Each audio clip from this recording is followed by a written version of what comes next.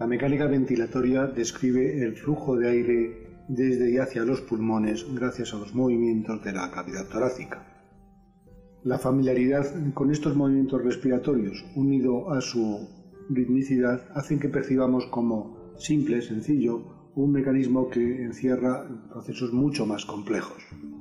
Esta aparente sencillez parece justificar la utilización de múltiples modelos, globos, burbujas, que podemos encontrar en múltiples demostraciones y modelos distribuidos ampliamente. Desafortunadamente, gran parte de esta simplificación también se traslada a los libros de texto de fisiología.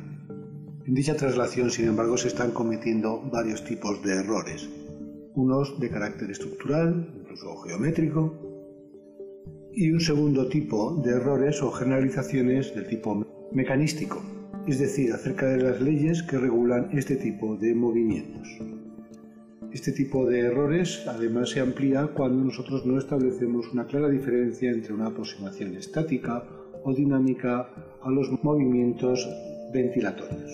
En un análisis estático nosotros analizamos las relaciones entre los cambios de presión y de volumen, las curvas de distensibilidad, en los diferentes componentes del sistema respiratorio.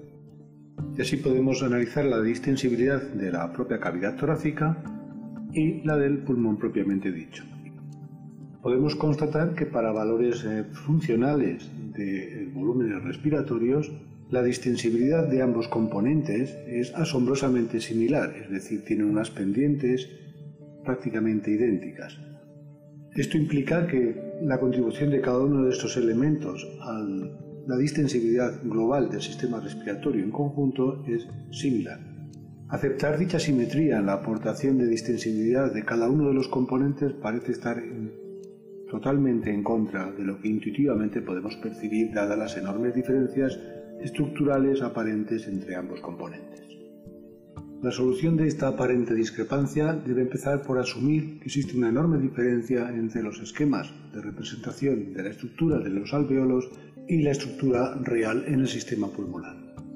Si bien dichos esquemas podrían ser válidos para una estructura del tipo sacular, la maduración del sistema pulmonar conduce a una estructura de tipo alveolar como una de las estrategias para incrementar la difusión de gases a través de un incremento muy notable del área de difusión. Esta modificación introduce cambios muy relevantes en los elementos estructurales que soportan el alvéolo, de forma que las propiedades viscoelásticas son muy diferentes y son la raíz de la heterogeneidad local y regional presente en todas las regiones del sistema respiratorio. La segunda estrategia en el sistema respiratorio para incrementar la eficiencia de los procesos de difusión es actuar sobre el espesor de la barrera de difusión. Esta disminución se lleva hasta los límites biológicamente posibles, alcanzando un par de unidades de membrana. Sin embargo, ello trae consigo la aparición de una serie de limitaciones, una elevadísima dependencia de la interfase que separa el tejido del medio que le rodea. Cualquier alteración en esta interfase va a tener tremendas consecuencias sobre la capacidad del alvéolo de mantener una estructura en la que el incremento del área de intercambio permita una difusión eficaz de los gases en el aparato respiratorio. Dicha interfase es un fluido y por lo tanto debemos considerar la tensión superficial como uno de los elementos condicionantes de esta interfase. Recordemos que en cualquier fluido las fuerzas de cohesión que mantienen unidas las moléculas del líquido permanecen equilibradas dentro del interior del fluido. En la superficie este equilibrio se rompe y las fuerzas de cohesión proporcionan un componente positivo ortogonal a esa superficie en dirección al interior del fluido. A esta fuerza ortogonal la denominamos como tensión superficial, representado por la letra griega gamma, y en la mayor parte de los fluidos cuyas fuerzas de cohesión se basan en interacciones moleculares débiles, como las fuerzas de Van der Waals, alcanza un valor relativamente pequeño y muy similar entre todos ellos. Sin embargo, una de las mayores peculiaridades de la molécula del agua es que, dada la diferente electronegatividad entre el oxígeno y el hidrógeno, existe una distribución de las cargas eléctricas dentro de la propia molécula con la aparición de un fuerte dipolo. Ello trae consigo la aparición de una serie de interacciones mucho más potentes que las anteriores, como los puentes de hidrógeno o las interacciones dipolo-dipolo, y la aparición de unas fuerzas de cohesión mucho más potentes que las que considerábamos anteriormente. Ello conlleva que la fuerza de tensión superficial, el componente ortogonal, sea por lo tanto muy superior al resto de fluidos. No debemos subestimar la magnitud de esta enorme tensión superficial, ya que es capaz, por ejemplo, de mantener flotando un objeto mucho más denso como el caso de esta cuchilla. Dado que es un fenómeno estrictamente local, la tensión superficial no se ve afectada por interferencias en otras regiones de la superficie del fluido. Sin embargo, podemos ver que si en el extremo de este bastoncillo nosotros lo impregnamos con una cantidad de detergente corriente, la tensión superficial desaparece de una manera inmediata. El efecto de ese agente tensioactivo sobre la tensión superficial se debe a que las moléculas del agente tensioactivo se ordenan en la superficie orientando sus extremos lipofílicos hacia el exterior. La interacción electrostática del componente aniónico cargado eléctricamente interfiere con la tensión superficial, disminuyéndola de una manera drástica. En los alveolos pulmonares nos encontramos con una célula especializada, el neumocito tipo 2, que es capaz de sintetizar y liberar al medio un detergente, una sustancia tensioactiva, el surfactante pulmonar. El mismo neumocito sintetiza y libera al medio una familia de proteínas asociadas al surfactante pulmonar, regulando de esta manera su distribución de una forma muy específica.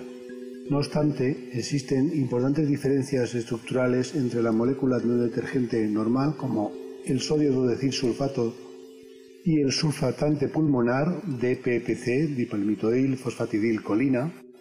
Dichas diferencias hacen referencia tanto a la naturaleza del componente aniónico como del componente catiónico, los restos de colina en el caso del surfactante pulmonar, así como en la estructura de las cadenas laterales lipofílicas, mucho más complejo en el caso del DPPC.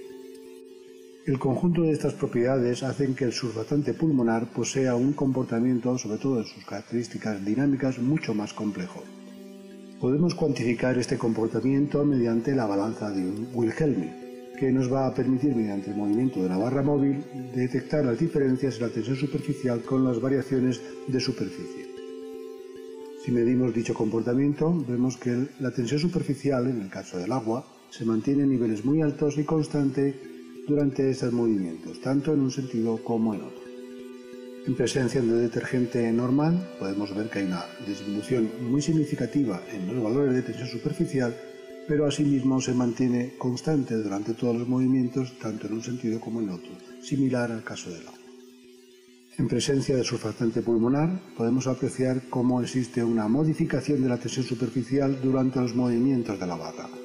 Es más, se produce una divergencia en las trayectorias que ahora son netamente diferentes durante la expansión o contracción de la lámina de fluido.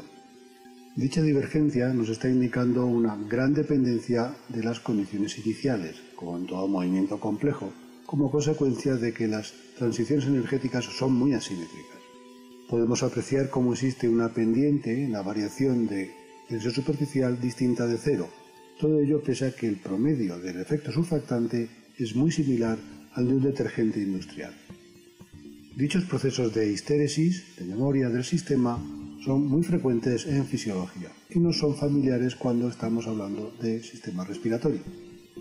En cualquier texto de fisiología nos encontraremos con que las variaciones de presión y volumen, las curvas presión-volumen del sistema respiratorio, ponen en evidencia que estas variaciones siguen recorridos diferentes según se trate de los movimientos de expiración o de inspiración, ampliándose a todos los volúmenes pulmonares que consideremos.